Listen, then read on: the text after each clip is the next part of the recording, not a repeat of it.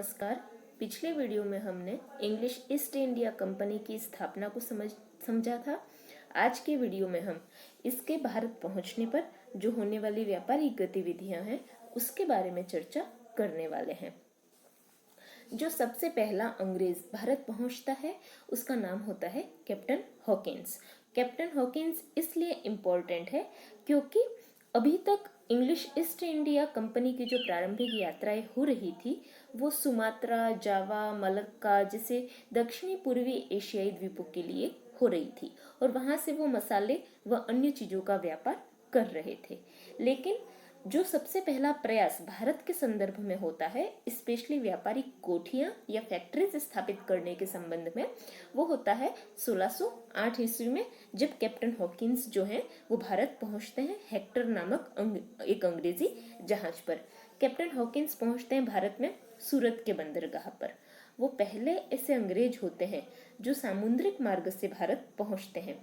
इससे पहले भी यद्यपि मुगल काल में अंग्रेजों का आगमन हो चुका होता है, लेकिन वो थल मार्ग से पहुंचते हैं।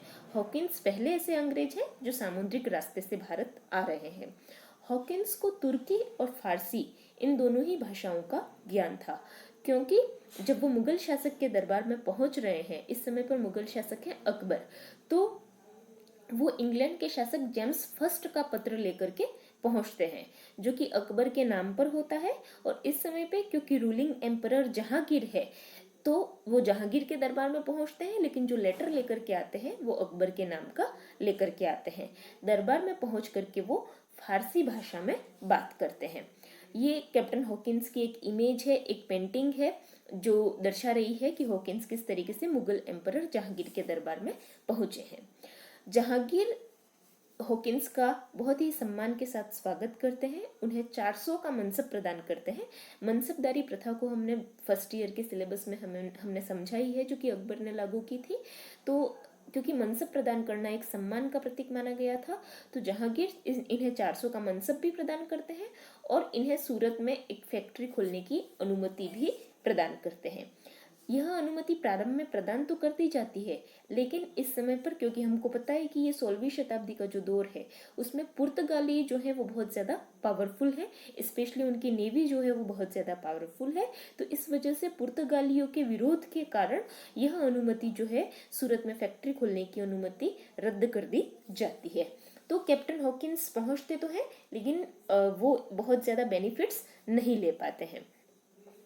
अब ये जो अड़चन पुर्तगालियों के द्वारा क्रिएट की जाती है उसका सामना किया जाता है अंग्रेजों के द्वारा, और उसके परिणाम स्वरूप होता है स्वाली का युद्ध।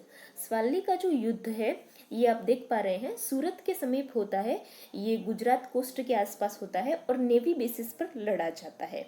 यह अंग्रेजी कंपनी और पुर्तगालियों के बीच होता है, दोनों की नौसेनाओं के बीच होता है, और यह सूरत के समीप स्वाली नामक गांव के पास होता है 29-30 नवंबर 1612 ईस्वी को।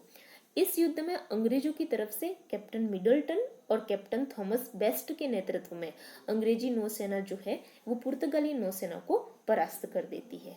इसका परिणाम ये होता है कि पुर्तगालियों का अभी तक जो व्यापारिक एकाधिकार बना हुआ था भारत के व्यापार पर, वह समाप्त हो जाता है और इंग्लिश ईस्ट इंडिया कंपनी का उत्थान शुरू हो जाता है। इस युद्ध में पुर्तगालियों को पराजित करने के कारण जहांगीर जो है वो अंग्रेजों से बहुत ज्यादा प्रभावित होता है, और जो सूरत में कारखाना खोलने की अनुमति पहले वापस ले ली गई थी वह अब पुनः अंग्रेजों को प्रदान कर दी जाती है।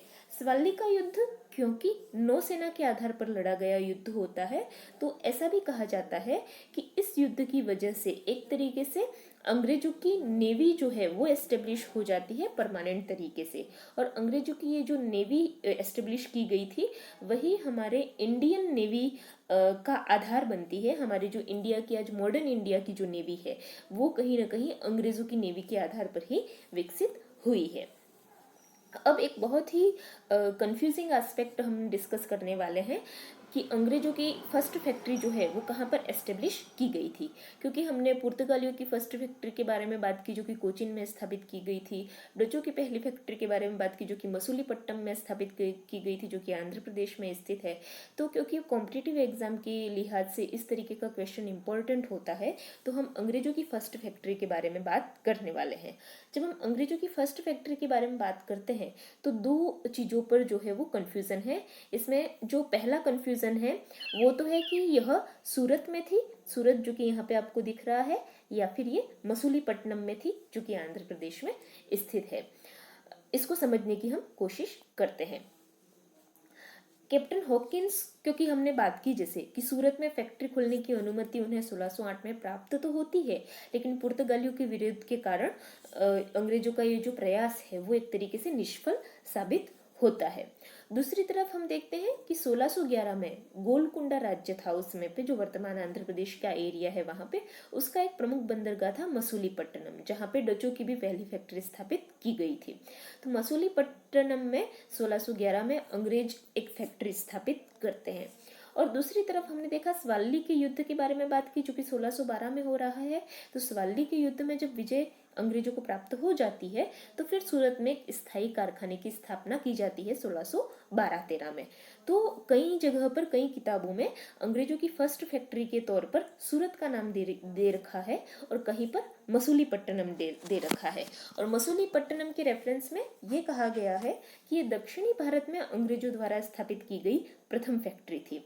लेकिन इस बात पर कंफ्यूजन क्रिएट हो जाता है कि भारत में स्थापित की गई प्रथम फैक्ट्री सूरत है या मसूलीपट्टनम है, लेकिन हमें इस बात पर कंफ्यूज नहीं होना है और हम फैक्ट के हिसाब से ही चलने वाले हैं, क्योंकि 1611 में ही मसूलीपट्टनम में अंग्रेजों की फैक्ट्री स्थापित हो जाती है और सूरत में एक तरीके का जो परमानेंट फैक्ट्री का सेटलमेंट है वो 1612 के सवाली के युद्ध के बाद ही हो पाता है।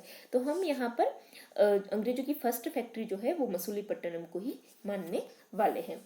तो आज के लिए इतना ही। अगली वीडियोस में हम और आगे अंग्रेजों की और गतिविधियों के बारे में चर्चा करेंगे। तब तक के लिए धन्यवाद।